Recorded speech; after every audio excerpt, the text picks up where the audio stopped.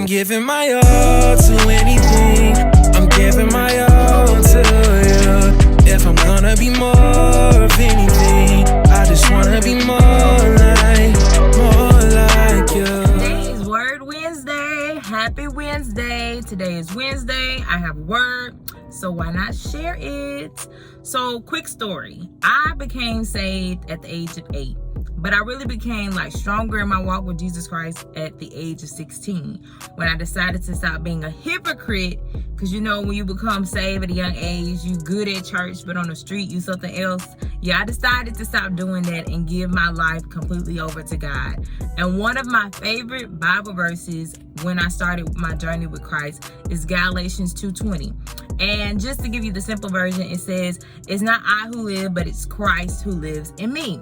And so as I reflect on my journey with God, learning how he makes me feel confident, he allows me to have opportunities that test my strengths and allow me to put my full trust in him, I realized that every single day that I live, he is going through that day with me.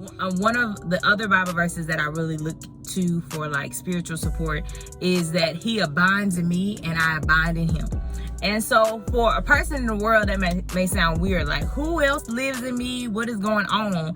But when you have faith in God and you believe in his spirit, he lives in your heart. And so there's this viral thing where the lady is like, when you see her, you see me. When you see me, you see her.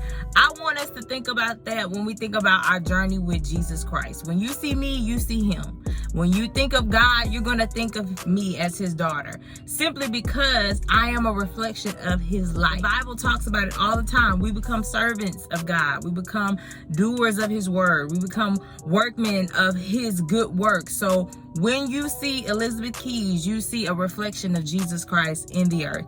And it's not I who live, but it's Christ who lives in me. So what does that mean? There's this big standard that I have to live a certain way. I have to live in his righteousness. I have to live in his holiness. I have to try to fight off temptations. Do I fall short? Absolutely. This is a evil world. We're humans. But through his protection, through his spirit, I have a covering that allows me to stay fulfilled to do the workmanship that he has promised to me to do in this earth. So simply remember this today. When you see me, you see him. When somebody sees you as a believer in Christ Jesus, they should see Jesus Christ. So don't be worried. Don't be bothered when you see other people outside of their personality. You stay true who God has made you to be. You be strong. And just remember, when you see me, you see God.